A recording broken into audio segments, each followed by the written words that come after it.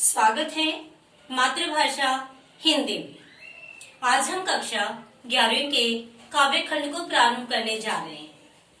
जैसे कि आप सभी जानते हैं, 10वीं तक पाठ्यक्रम सरल सहज होता है। कक्षा 11वीं में वही काव्य भाग अपना विस्तृत रूप ले लेता है। आज हम काव्य खंड में प्रथम कविता कबीर की वाणी का वर्णन करने जा रहे हैं। क्या मेरे विद्यार्थी जानते हैं कि कबीरदास जी, इनमें जीवन परिचय अत्यंत आवश्यक है। कबीरदास जी ने समाज में फैली बुराइयों का खंडन किया। उन्होंने किसी एक संप्रदाय, एक धर्म को प्राथमिकता नहीं दी। उन्होंने हिंदू मुसलमान दोनों को एक रास्ता दिखाने का भरसक प्रयास किया।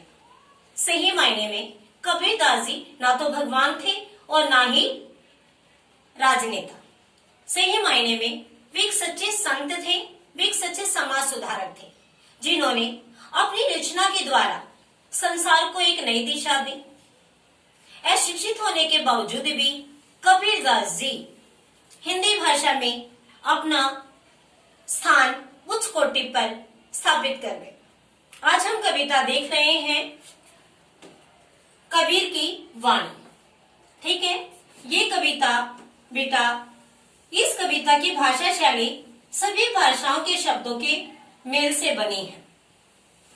कबीर की वाणी अर्थात कबीर की आवाज प्रथम कविता है जो हिंदू मुसलमान दोनों के आडंबरों का विरोध करने के लिए बनाई गई। अरे इन दोहुन राहने पाई। अरे कबीरदास जी कहते हैं, अरे माने अरे संबोधन है, इन माने ये। दोहुन का अर्थ है दोनों, राह ने पाई, इन दोनों को अपनी राह अर्थात अपना रास्ता दिखाई नहीं दिया। यहाँ दोनों शब्द का अर्थ है हिंदू और मुस्लिम। हिंदू अपनी करे बड़ाई, गागर छुअने दे। प्रथम पंक्ति में कबीरदास जी ने हिंदू धर्म पर दोषारोपण करते हुए कहा है कि हिंदू कैसे हैं। उनकी जो स्थिति है उनका वर्णन करते हुए कहा, हिंदू अपनी करे बड़ाई। अरे हिंदुओं को देखिए, वो अपनी बड़ाई में लगे रहते हैं, अपनी श्रेष्ठता को सिद्ध करने में लगे रहते हैं। गागर छुअन न देहि, और अपनी बड़ाई के वशीभूत होकर इतने अहंकारी हो गए हैं कि गागर अर्थात कलश, मटके, बर्तन, वो अपने बर्तनों को भी दूसरों के द्वारा छूने नहीं देते हैं। अर्थात हिंदू अपने आप को श्रेष्ठ करना चाहते हैं, इतनी श्रेष्ठता सिद्ध करना चाहते हैं कि अपने पात्रों को भी किसी अन्य जाति के व्यक्तियों से छूने नहीं देते। बेसा के पायन तर सोवे, यह देखो हिंदुबाई। ठीक है, कबीरदास जी का मानना है कि एक तरफ तो हिंदू अपने बर्तनों को भी किसी को छूने नहीं देते और दूसरी तरफ वो वेश्या के पैरों के पास सोते हैं। अर्थात उनका धर्म वेश्या के समीप जाने से क्या समाप्त नहीं होता। यह देखो हिंदुबाई। हिंदुओं की सच्ची जो उनकी कार्य प्रणाली है उन पर करारा व्यंग्य करते हुए कबीरदास जी ने कहा है कि वैसे तो वो पात्रों को भी नहीं छूने देते हैं, किंतु वेश्या के समीप रहकर वो उसके चरणों में सो जाते हैं। अरे ये हिंदू की क्या हिंदुवाई है? क्या वास्तव में यही हिंदुत्व है? मुसलमान के पीर ओलिया मुर्गी मुर्गा खाए। इस पंक्ति के माध्यम से कबीरदास जी मुसलमानों पर व्यंग्य करते हैं। क्या कहते हैं कि मुसलमानों के जो पीर हैं, जो ओलियां हैं, जो उनके सच्चे धर्म प्रचारक हैं, अनुयायी हैं, वे मुसलमान भी मुर्गी मुर्गा अर्थात जीवों को खाते हैं।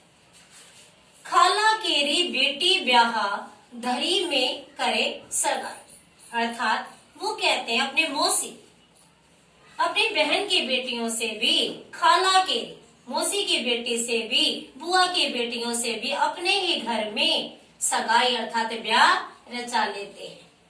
क्या वास्तव में यही धर्म है? जबकि बेटा समाज में कहा जाता है गांव की बेटी भी अपनी बेटी स्वीकार की जाती है। तो किस तरह का मुस्लिम समाज है जो अपने घरों में ही शादी विवाह जैसे संबंधों को स्थापित करते हैं। बाहर से एक मुर्दा लाए, धोए धाए चढ़वाए। मुसलमानों पर व्यंग्य किया गया है कि वो बाहर से एक मुर्दा लाते, अर्थात किसी मृत जीव को लाते हैं और धोकर अच्छा बनाकर उसे भोजन के लिए चढ़ाते हैं, अर्थात पकाते हैं। सब सखियां मिली जेमन बैठे।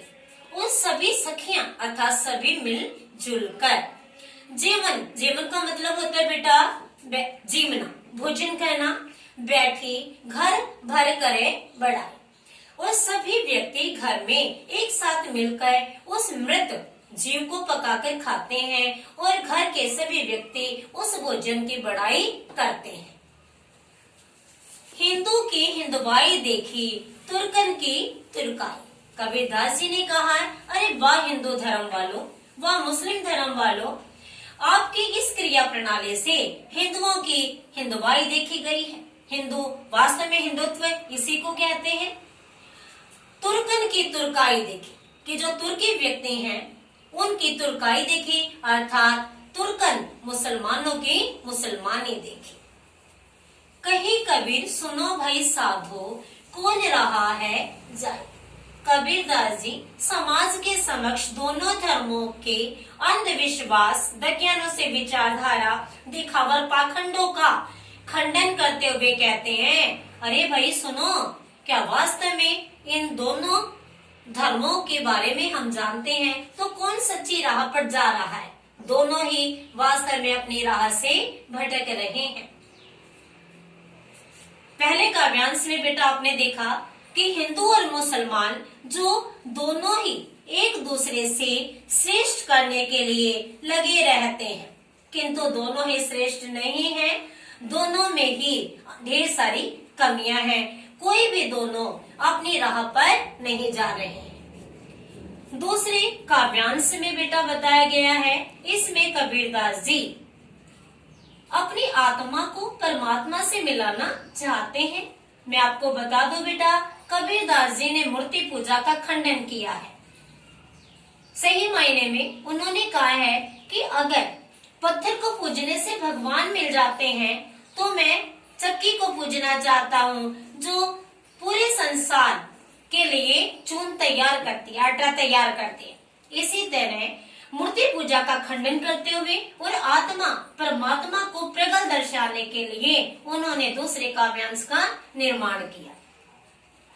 इनमें बेटा उन्होंने अपनी आत्मा को एक पत्नी स्वीकारा है, नायिका का नाम दिया है, और परमात्मा को पति का नाम दे दिया, अर्थात जो आत्मा है वो परमात्मा के बिना व्यर्थ है। तो पढ़ते हैं हम पंक्तियों को। बालम आवो हमारे गेहरे। बालम यहाँ परमात्मा के लिए आया है कि हे बालम, हे परमात्मा, आप हमारे घर में आइए। गेह माने घर, ग्रह। तुम बिन दुखिया देहरे, अर्थात हे परमात्मा, हे ईश्वर, तुम्हारे बिन दुखी है मेरा शरीर, कि तुम्हारे वियोग में मेरी काया दुखी है, व्यर्थ है, उसका कोई अस्तित्व नहीं है।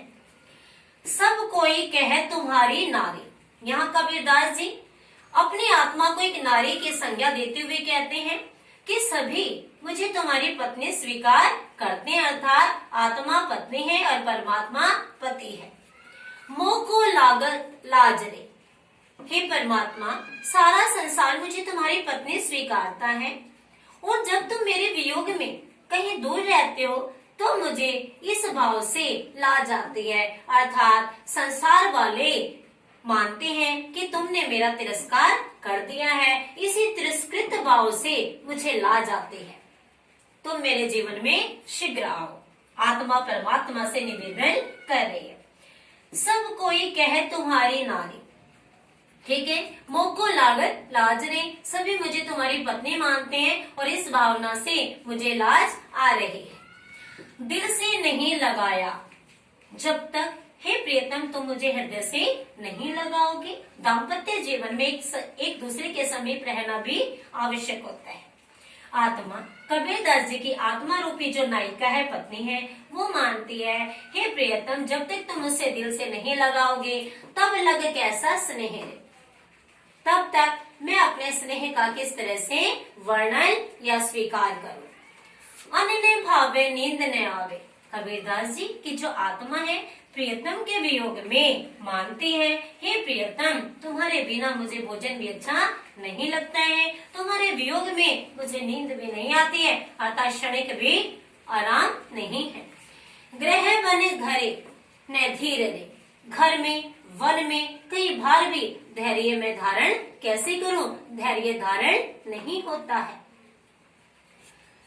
कामिन को बालम प्यारा, जो प्यासे को नीर रे, यहाँ नायिका रूपी जो आत्मा है, पत्नी है, उसके द्वारा कहा गया है, कामिन को है बालम प्यारा, आत्मा को अपना प्रियतम जो परमात्मा है वो बहुत ही प्यारा है।